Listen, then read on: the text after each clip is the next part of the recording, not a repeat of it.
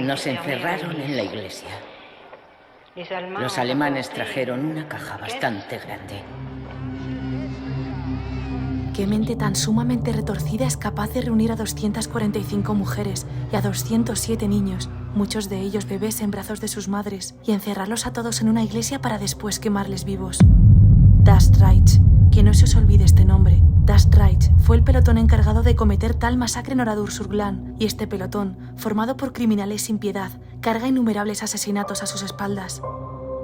Su emblema era el Wolfangel, una desgarradora trampa para lobos. La trampa era colocada entre las ramas de los árboles y de los pinchos colgaba la carne. Así el lobo, al tragar rápidamente el alimento, los pinchos se le quedaban enganchados en la garganta y sufrían una lenta y cruel muerte. Sabiendo que Das Reich eligió este emblema con orgullo, es de esperar que llevaran como insignia el sufrimiento al prójimo. Y es que antes de llegar a Oradour, la división de Das Reich había cometido otra barbarie justo 2 días antes en un pueblo vecino. En este último capítulo, seguimos conociendo el resto de historias de los pocos supervivientes de esta masacre. Sabremos qué hizo Marguerite para ser la única mujer que logró escapar de aquella iglesia y descubriremos la condena que se les dio a los culpables de tal matanza.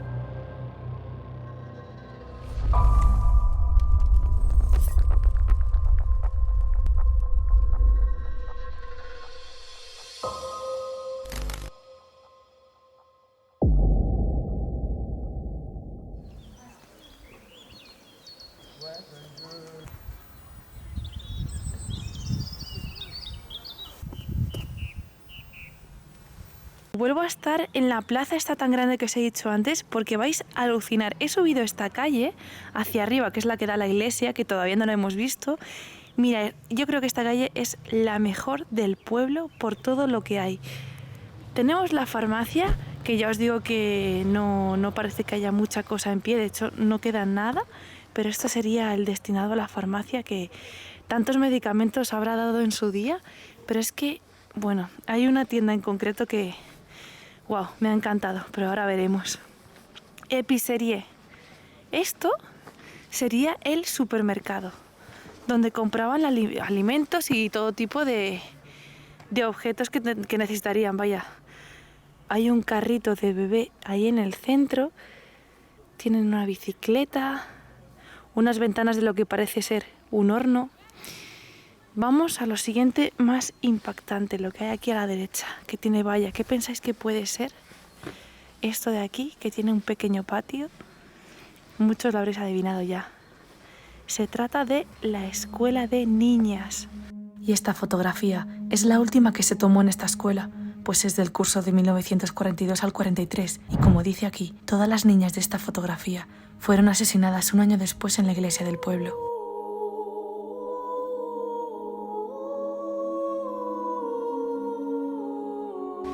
Hemos visto también una fotografía de esta escuela de las niñas que había dentro, bueno, que acudían a esta escuela en la fecha de 1944.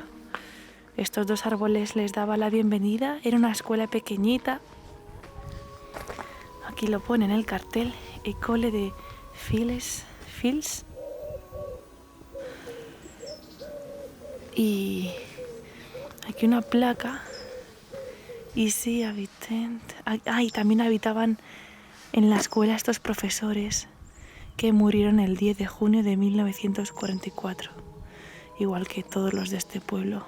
Esta fecha aquí fue una parada de tiempo abrupta, o sea, esta sí que fue una parada de tiempo impuesta y obligada a la vida de todos los habitantes. En la placa que acabamos de ver aparece en primer lugar el nombre de Jean Binet. Vivía junto a su esposa André en la misma escuela de niñas, puesto que André Binet, aparte de ser maestra, se convirtió en la directora de la escuela y están registradas muchas de las evaluaciones que le hacían como maestra. Es una maestra inteligente, dulce y perseverante, impulsada por el deseo de hacer el bien. Estoy muy satisfecho con mi visita a la clase de Madame Binet. Sabe cómo hacer atractivas todas las materias escolares con delicadeza. Es una buena profesora, que merece nuestras felicitaciones. Podéis pausar el vídeo para saber más acerca de su vida.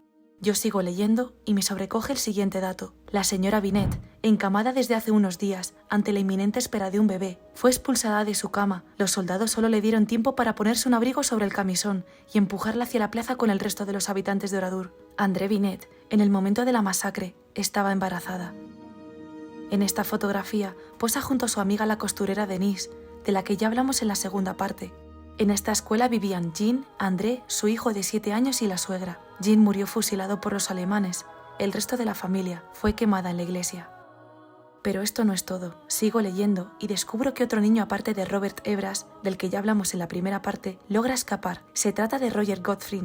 Con tan solo 7 años tuvo el valor de correr por la puerta trasera de la escuela, mientras los alemanes gritaban que todo el mundo fuera a la plaza. Luego, tras escuchar que le estaban disparando, se hizo el muerto, hasta que cesaron los disparos y huyó nadando por el río Glan. En esta fotografía podemos ver a Roger, ya con 16 años, testificando en el juicio contra los alemanes, miembros de la temida Armada Das Reich.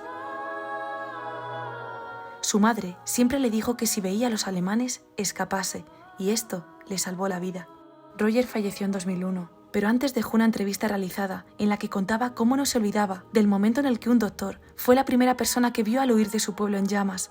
Cubierto de zarzas, estaba lleno de sangre y luego me desmayé. Eso era mucho para un niño.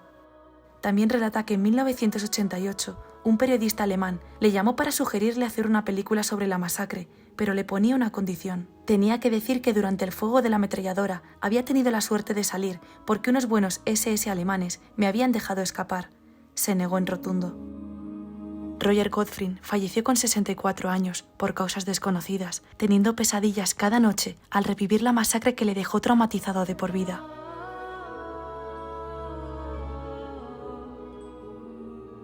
Este era el patio de las niñas, ¿eh?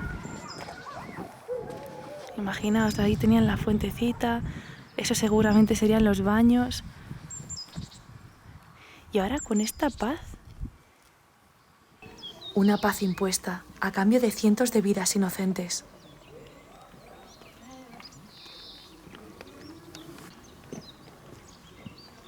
Justo lo que tenemos aquí enfrente, Coifuse, es la peluquería. Otra peluquería, ya hemos visto 2 y no me puedo creer lo que... Ay, pensaba que esto era el asiento del peluquero, es un cacho de muro. Aquí no queda nada. Seguimos bajando a la calle y vais a ver lo que tanto me ha impactado, que os he dicho que me ha parecido quizá de lo más intacto de este pueblo. No me refiero tampoco a esto, que es otra cafetería, boucherie. En este local, Maggie ofrecía servicio de cafetería, así como una zona de carnicería.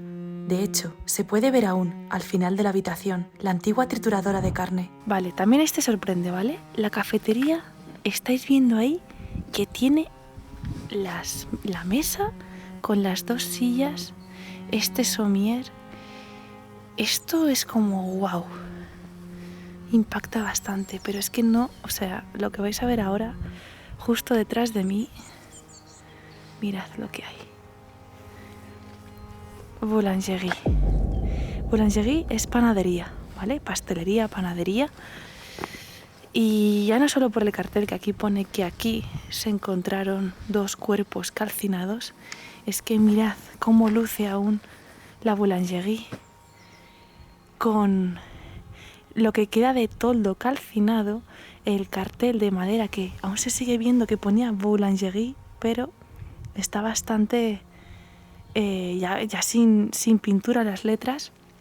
Aún sigue la persiana y es que está con el horno y alguna mesa con lo que pesaban las masas, con lo que cocinaban. Vaya, es que quedan bastantes cositas dentro de esta panadería que ha quedado bastante en pie para cómo está el resto, ¿no?, del pueblo. Es increíble. Leopold, siendo panadero desde 1928 en Oradour-sur-Glane. Sus panes y pasteles alimentaron a cientos de niños y adultos durante los 16 años que llevaba abierta esta panadería. En el momento de estar en la plaza con los nazis, el señor Leopold, que creía inocentemente en que lo que estaba sucediendo era un simple control de pasaportes, comentó a los soldados si pudiera revisar los panes que estaba horneando antes de que se le quemasen. Le dijeron que sí, pero que iría acompañado. Días después, el cadáver de Leopold fue encontrado completamente calcinado y apenas reconocible, al lado de los hornos. Un hecho más que deja claro el ensañamiento inhumano que hubo este día. Y una anécdota bastante curiosa que cuentan uno de los supervivientes es que a la plaza acudió el mismo panadero también, evidentemente, todos tenían que acudir a la plaza, y aún llevaba las manos llenas de harina, así como el delantal. Y supongo que pues saldría de aquí y tendría haciendo alguna masa para tener pan para aquel sábado tan tranquilo que aparentaba al principio y que acabó siendo el final de sus días. Siguiendo en esta maravillosa calle, de verdad lo digo, porque quedan bastantes cosas intactas, tenemos otra boulangerie. Y esta boulangerie, como detalle, aún queda los raíles con los que cerraban la tienda. Se llegan incluso a mover aún. ¡Wow!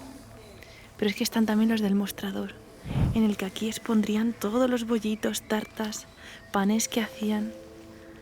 Todo aquí, la chimenea donde cocinarían estos pasteles.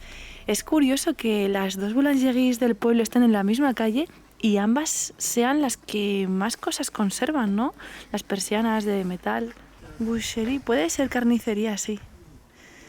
Dice Jesús que qué bonita la chimenea, es cierto, no me había fijado, parece como más moderna, pero realmente tiene también las marcas de llamas, y en la boucherie, que creo que es carnicería, también sigue la persiana de metal. Ahora creo que sí o sí ya vamos a ir a la iglesia. Me está pasando algo que no sé, estoy... ¿Carnicería? Sí, es carnicería. Me he hecho una coleta porque llevaba los pelos en la cara. No os estoy contando, me queda una línea de batería en la cámara y tengo otra batería pero no funciona. Entonces me estoy saltando algunas cosas. Me da pena, de verdad, pero es que si no, no llegamos a la iglesia, que quiero grabaros ahí. Uf, qué imagen tengo desde aquí de la iglesia. Mira. Asoma por ahí. Esto es un puente que unía dos casas, yo creo, ¿verdad? O bueno, al menos por aquí pasaba agua, está claro, pasaba un canal. Mirad cómo está ahora mismo, completamente seco. Ahora sí hemos llegado al lugar de la mayor masacre en este pueblo, que curiosamente ahora mismo está presidido por este árbol que me hace una silueta en la imagen de la cámara. Si este árbol pudiera hablar, ¿qué no nos contaría? Y justo ahí enfrente, pues la iglesia. No estoy segura si la plaza donde reunieron a todas las personas de este pueblo es esta de aquí o es la que hemos visto antes, que tiene un coche. El peor momento fue cuando tuvimos que separarnos. Nos separaron a los hombres y a las mujeres. Mi hijo no podía soltarse de mí. Aquí vimos las vías del tranvía cómo siguen bajando y salen del pueblo, porque esto ya es el final del pueblo. Esto es una casita hecha después para conservar toda esta zona. Y bueno, pues vamos a entrar a ver lo que queda de esta iglesia. De verdad, a mí me pone nerviosa un poco porque aquí 400 personas murieron en el mismo momento, minutos más tarde, minutos antes, pero ya me entendéis. Os tengo que contar, y es que a lo mejor ya lo he dicho en la intro, pero toda esta matanza fue equivocada. No era este pueblo el que querían atacar, era el pueblo de Oradour-sur-Glane. Entonces, todas estas víctimas eran completamente inocentes, no tuvieron nada que ver en el esconder arsenal de armas. Ellos no sabían ni siquiera de lo que hablaban los alemanes. Imaginaos por aquí cuando las mujeres y los niños hasta 14 años, niños y niñas, entraron de forma obligada, a patadas, a golpes, empujones. Y os voy a contar varias cosas en esta iglesia que he estado viendo en un documental donde la única superviviente pues cuenta lo que aquí pasó, lo que aquí se dio. Nos encerraron en la iglesia. Los alemanes trajeron una caja bastante grande. Yo le dije a alguien, ¿se da cuenta? Es una bomba. Van a volar la iglesia con nosotros dentro. Oh, no, me dijo, no diga eso. Pero lo cierto es que la caja explotó. Empezó a haber mucho humo. Nos asfixiábamos. No se veía nada en la iglesia. Era un caos. Se oían gritos por todas partes. Al entrar a la iglesia, se me pasó por alto esto de aquí. Resulta que es la campana de la torre. Y es que alcanzó tal temperatura esta iglesia que incluso fundió la mismísima campana. Bueno. Wow, me impacta tanto sabiendo la historia, se me acaba de poner el corazón a 1000 por hora, os lo prometo.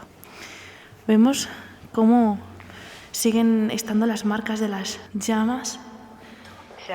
Empezó a haber mucho humo. Nos asfixiábamos. No se veía nada en la iglesia. Era un caos. Se oían gritos por todas partes.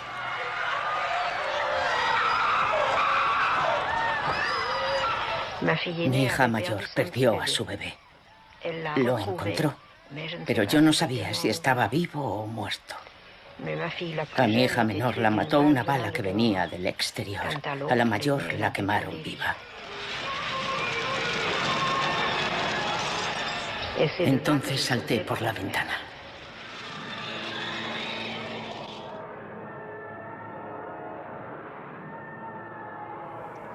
Os quiero contar que imaginaos aquí.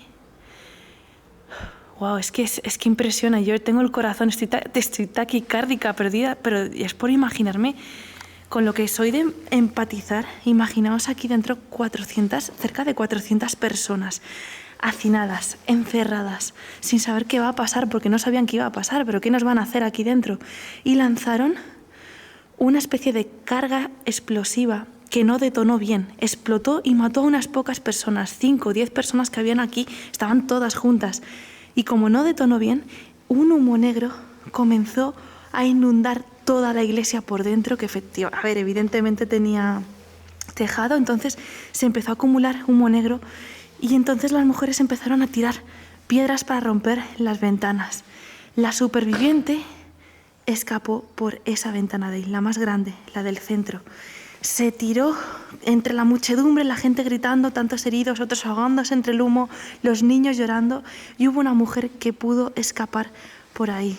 Luego os voy a contar lo que vio ella una vez que se tiró, que es bastante altura, que se tiró por ahí. Luego os lo cuento. No todas las mujeres se llegaron a ahogar.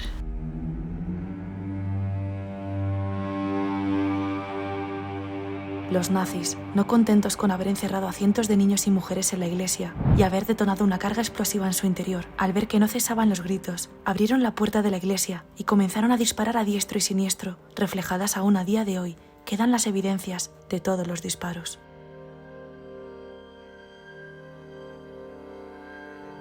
Os he dicho que aquí encerraron a mujeres y niños.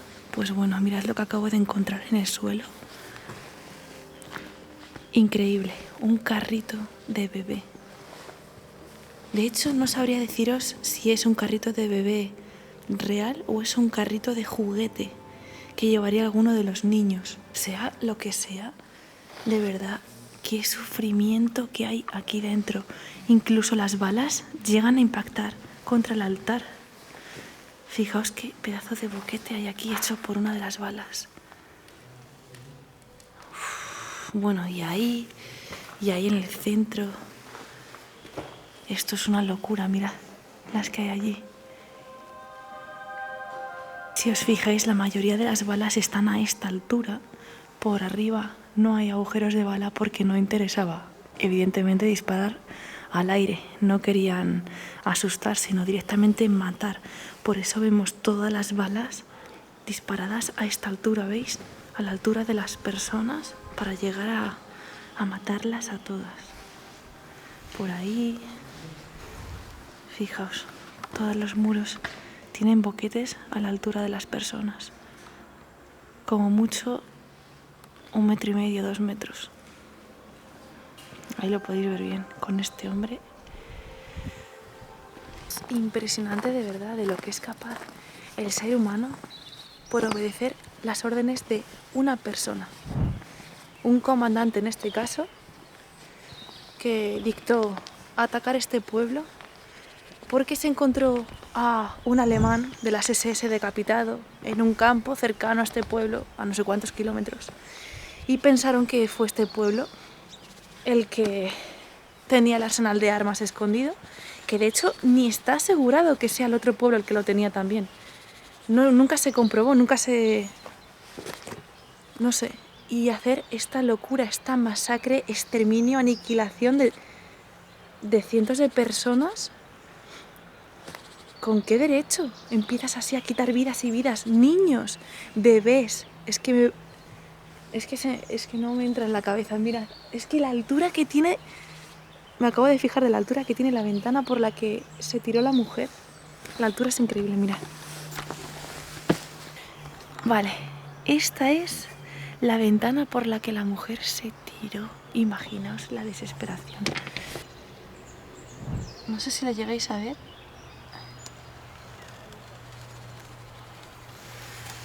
Vale, creo que desde aquí vais a poder apreciar mejor la altura que os digo que tiene la ventana. Con suerte se pudo apoyar aquí, pero está claro que igualmente rodó, tuvo que rodar porque la cuesta tiene una inclinación que no sé si se aprecia en cámara, pero es bastante grande. Y os cuento, la mujer que consiguió salir y saltar por aquí...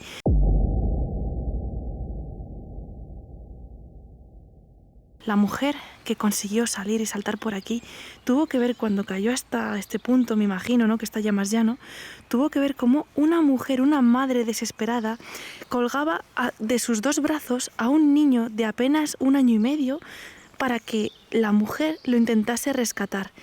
La mujer que acababa de caer, que estaba malherida, evidentemente, la que sobrevivió al final, en lo que se iba a levantar para poder ir, esta mujer, que era la madre, que sostenía a su hijo para soltarle, un bebé, la dispararon en directo, o sea, viendo la mujer cómo le pegaban un tiro en la cabeza, soltó al niño porque la acababan de matar, y el niño tan bebé, desde esta caída, no le dio tiempo a la mujer a cogerlo y cayó y murió del golpe. Entonces, imaginaros qué escena tan macabra tuvo que vivir la única superviviente de esta iglesia, que de verdad me parece algo terrorífico con lo que convivir el resto de tu vida, con esta imagen tan horrible, ¿no? Se pueden incluso apreciar aún cómo de las ventanas salían las llamas, porque está todo alrededor negro. Así que imaginaos la humareda que había negra dentro de la iglesia y los llantos y gritos que saldrían de estas ventanas.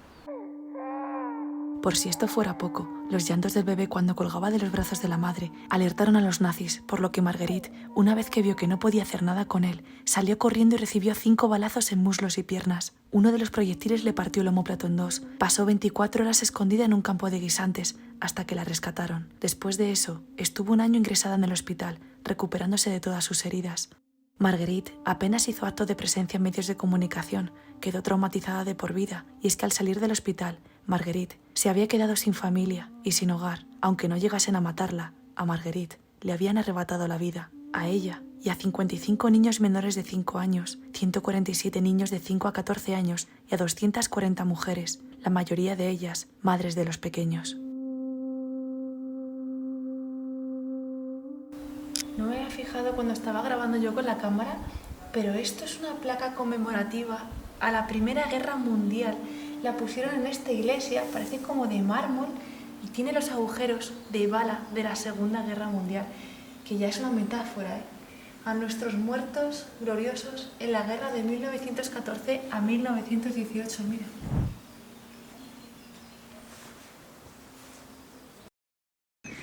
Este es el cementerio nuevo, nuevo, el que hicieron en memoria a todas las víctimas.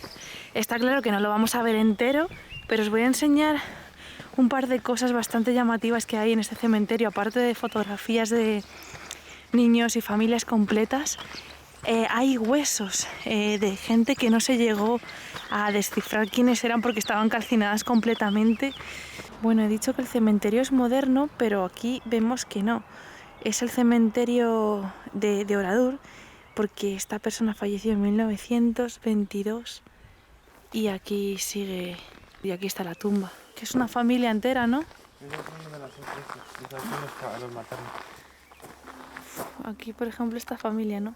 La familia de Desbordes-Rivet y Issy Repose. Todos murieron en 1944. Tenían 2 niños, Lucien y Luis. Qué lástima, tío. Mirad esta pequeña. Otra familia, todos fallecidos el 10 de junio de 1944. Y aquí es donde os quería traer. 10 de junio de 1944, por favor. No subáis a la tumba donde descansan las cenizas de 643 mártires. Y justo a los laterales es donde están los huesos que os he comentado antes, de lo que quedó, de gente que se calcinó y que no se sabe a quién pertenece. Muchas personas, y bueno, no, supongo que no solo serían estos huesos. Hay muchísimos, habría muchísimos más. Incluso podemos ver ahí la parte de un cráneo, parte de mandíbula. Impacta de verdad. Y más sabiendo que hemos visto fotografías de estas personas que injustamente, de verdad, les quitaron la vida. Y de una manera extremadamente cruel. En el memorial que hay en el centro del cementerio, sobrecoge ver todos los objetos que quedaron esparcidos por el pueblo. Varios juguetes de los cientos de niños que correteaban por la calle aquel 10 de junio se encontraron dentro de la iglesia. Muchos de los tinteros que estaban en los pupitres de la escuela estaban tirados por la clase. Cientos de objetos personales como gafas, relojes, tijeras y demás enseres de los habitantes de Oradour fueron recogidos entre los escombros. Entre los masacrados se encontraban 19 refugiados españoles que habían huido de la guerra civil en busca de una vida más tranquila, lejos de España, y desafortunadamente terminaron en el lugar menos oportuno de todos. Con este reportaje he querido hacer más cercana esta historia, dando a conocer con más detalle la vida de muchos de los habitantes y poniendo caras a todas las víctimas inocentes que murieron por las ansias de poder de otros. Que semejante masacre al menos sirva para no repetir la misma historia, aunque como ya sabemos, el ser humano es el único animal que tropieza 2 veces con la misma piedra.